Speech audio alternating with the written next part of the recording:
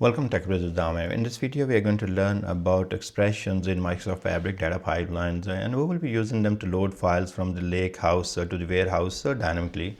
So what are the expressions? Expressions are used to perform a dynamic calculation, transformations, and logic during pipeline execution. They are written using Data Factory expression language the same way in the Azure Data Factory. Now, what are expressions? Expressions are short formulas or logic snippets used to evaluate conditions such as if equals greater, format a string such as concat, replace, and all that. Now we have extract dates like UTC now, add days, and the reference parameters, variable, and system properties. So we can do all those different things by using expressions. So here are some common scenarios where you will be using the expression. Set a dynamic file path or query, evaluate logics like equal variables, this is equal to some load type, and then you'll say like, hey, it is going to be full or is going to be incremental load. Match on the values such as region. So if you want to have use switch and depending upon different items such as region names, you want to run some specific logic branch, you will be using the expression. In the copy activities, you will be maybe concatenating the some values such as the date and adding the extension to your final file name, and in the for each activities looping through the pipeline parameters and getting the list of those files that you would like to load. So there are so many scenarios where we will be using expressions. So let's go to the our workspace here, and then in the workspace we have pipelines here. And then I'm going to go to new item here and add a pipeline. Let's call this PL expression and create. Now in this pipeline, we are going to specific for one of the scenario where we will try to use some expressions. The goal here in this pipeline is I have this lake house, and in the lake house we have this is a Tech Brothers lake house. We have some files sitting in input folder. We are going to read these files and load them dynamically. What is going to happen? We are going to use expression to remove the .csv out of it. We are going to remove this different maybe just take a few characters, like maybe we want to just customers underscore data. Maybe we would like to also remove the underscore data as well. So we'll see what else we can do. We are going to remove those and then create and load into the table. So where we will be loading, we will be loading to the warehouse. So we have the warehouse here. If I go to warehouse and there we are going to go to the tech warehouse. There we have DBA schema, and then we will be loading under these tables. So we will be creating new tables here. Now let's go to the pipeline here, and here we can use the copy activity. Now just copy activity here, actually I don't want to use the copy activity. I will use the copy activity later, but right now let me take to the get metadata activity, and that's where our work will start.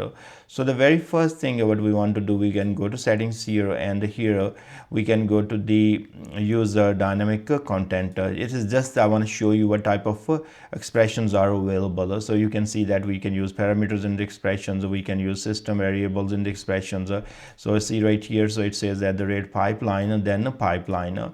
So this can be used in expression, and then you can use the pipeline name in the expressions.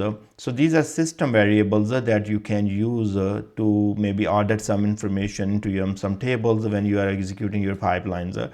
So you will be able to use this all in the expressions. Then you have trigger parameters such as file name, and that starts with something like the rate pipeline. Then you have trigger event and then file name. So in those cases, you will be using this trigger parameters. So here you will be using a different type of parameters from the trigger parameters in your expression. Then you have functions here. These are different type of functions available. Let's take a look on string functions such as concat. So if you want to concat two values, then you can use in the expression. Then you have ends with that is going to check the string ends with the value case insensitivity. Then you have a GUID that you want to generate. then the index of last index of replace function, split. There are a lot of string functions available for us to use. And same way, but we have math functions, add, subtract, min, max, and all those kind of things we can use in the expression. Logical functions such as equal, if, and, greater, less, less or equal, there are, or these are all available for us. Then we have date functions, the format date, time, UTC, now, and add days, so different type of functions are available in this date category. Then you have conversions function that can convert the parameter to the string, so you can use a string. We have a conversion to the array, then you have a base 64, so to the integers, boolean, and there is a coalesce, first non-null value can be extracted. So there are so many of these different functions available for us that we can use in the conversion. Now there is a collection type of function that helps us to see if a value is there. We can use contain to check the value in the list. We can use empty to see if it returns true if object, array, or string is empty, and the first element of the array can be get by the using first. Then we have join, last, length, skip, take, union, and whatnot. So there are a lot of them, so you will be not using all of them, but you will be using some of them. And then you have variables here. If you have created variables, you can use in the variables as well. And then you have library variables. Those are, if you have also those library variables, you will be able to use in expressions as well. So now we start with get metadata here, and now what's going to do, we are going to go to the TechBrothers Lakehouse, and here I want to get all the files from this folder. So it is going to be input folder, and first if you notice right there, we are going to select the input folder, and it has these four files, and there is one sales file as well. We are only interested to get the customer file, so that's what we will be writing expression as well. Now what we will do here, we will get and we will go to the child item, so it's going to get us all those child items from this folder. Now further, what I want to do, I can use filter here, or I can use for each loop, and then I can use some other activities here. So let's say we would like to use filter here, and in the filter we will write our expression. So in the filter, and what I'm going to do, I'm going to try to find filter here, and now we will check right here, and in the filter we are going to go to setting, and here we will be using add dynamic content. And here in the expressions, what we are going to do, we are going to get metadata child items, and see right here. So we are going to get all those child items, and here in the condition we are going to write expressions and check if the child item dot name contains the customer. So we are not going to take all the files, but we are going to take only the files which have a customer in it. So see contains, and then here we will say dot name, and then we'll provide what we are looking for, and we are looking for customer. So if this expression will evaluate true if the item dot name, the file name, does contain the customer, otherwise it's going to be false. So that's what is going to happen. Now this is going to get us 4 items, this is going to get us 3 items, and then we can provide these 3 items to the for each loop. So let's execute that and take a look first. So here we notice that get metadata is running, and it is returning us these 4 child items, and one of them is sales as well. So you see right there, and when we go to the output of our filter, you see that we are only getting 3 items because we were looking for the customer, and it has sorted out that the sales file. Now I can provide this input to the for each, and that's what I'm going to do. I'm going to go right here and going to look for each item, and now I'm going to connect this, and here in the for each I will go to the settings here, and we can do it in a sequential, and then go to add dynamic contents here. So you see right there we are getting for each, right? So filter output, and that's what we are providing to the our for each. And now what's going to happen, for each is going to get 3 files, and inside the for each we want to use a copy activity, and in copy activity we are going to write also the expressions. So here in the copy activity we are going to go to connections, and then we are telling it is in the Tech Brothers Lakehouse, and then the files are coming from this where the file is coming. Let's make a connection to one file so we can map, and then we will talk about later. So let's say this is the file we would like to have. Now you see that I hard coded the value here, but we would like to change that. Now we go to the destination. Here is the limited file, so I'm going to go ahead and say the limited file here. And now what we are going to do here, we are going to destination, and here we would like to load that to the tech warehouse. And okay, create a table, and we would like to use a DBO, and then what will be the table name. So here you can use the for each item dot name. So what's going to happen, it's going to take the exactly name, and that's going to be created. So I'm going to just let it create as is, but I'm going to show you how we will work on and make it better. So here we will provide the file name, and let me see, hold on one second, let me go to file here, and now we go to the files rename, and I'm going to copy this.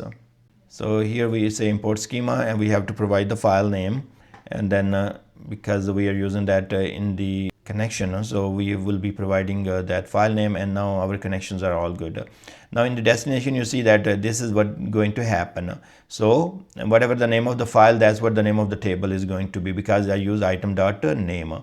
And then in the source, I use this file. But again, this is going to be like there are 3 files coming, so I don't want to read the same file and just load this file. So I'm going to make this change as well, and it's going to be item.name as well. Okay, so what's going to happen now, I will execute this, and this is going to go ahead and read read all those 3 files. Actually, it's going to read 4 files for us. Then filter is going to just eliminate one, because we use the expression and we checked for contain. So if the customer keyword is contained in those file names, it's going to pass only those, and then those 3 records are passed to the for each, and then for each is going to loop through.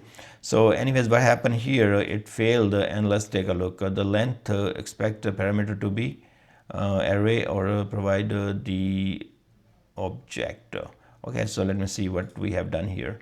So here we are saying filter output. So let me see, it should be filter, let's do filter dot. So let's take a look on the filter, and that's we should be providing a filter output dot value. Okay, so that's the value we want to provide array. Okay, so here if I'm going to go ahead and say output dot value, now we should be good.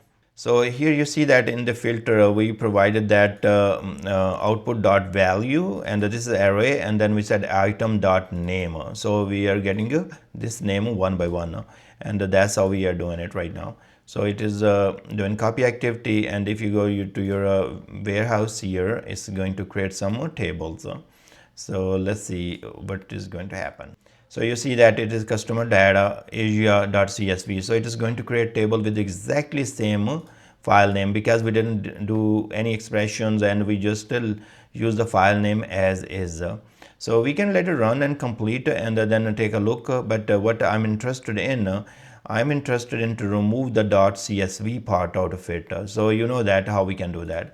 So we can use expressions. So I'm going to go to the for each again, and here I'm going to go to copy, and here we will be going to the that's what the table, sorry, not this one, but we will be going to destination, and here it is using the exact file name. So if you remember that, we can use the replace function. So here at the rate replace, and then we are looking for what we are item.name, and in the item.name we are looking for the .csv, and then we would like to replace with what with the blank.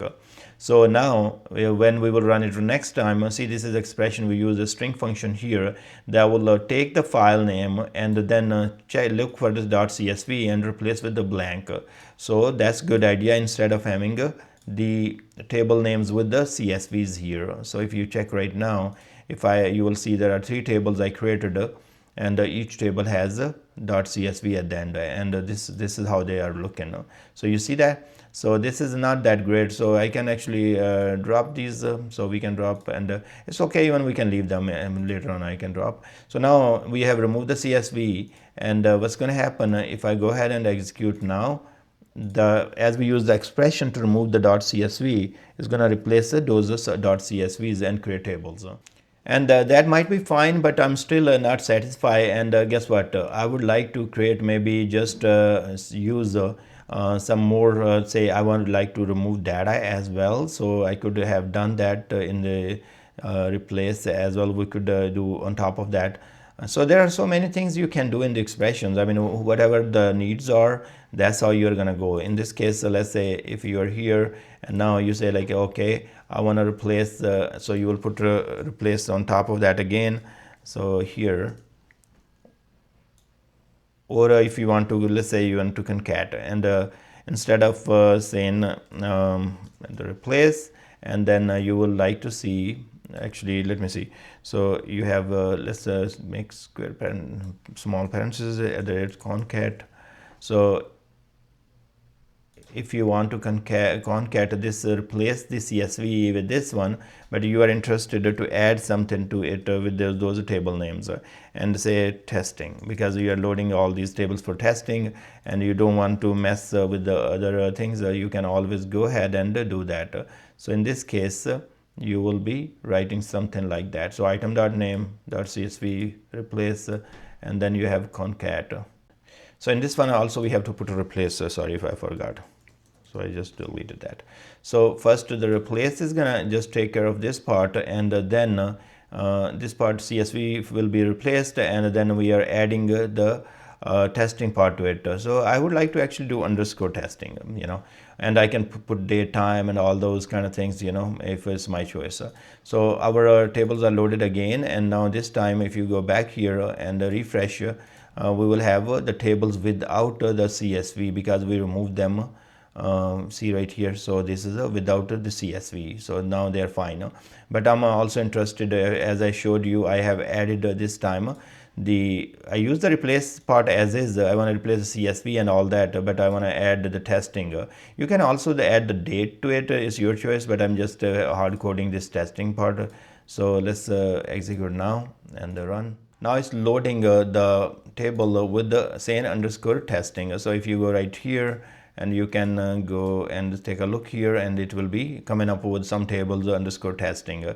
So you see right here, this one is created, and the next table will be created. Now let me go back to the pipeline, and instead of just adding testing, I'm interested, I'm going to cancel this here, and now we are going to go ahead and make some changes. And in this case, I'm going to write the expression to add actually date time. So I'm going to paste right there, and you see that now replace will stay as is. So I'm replacing .csv, and then with the blank space.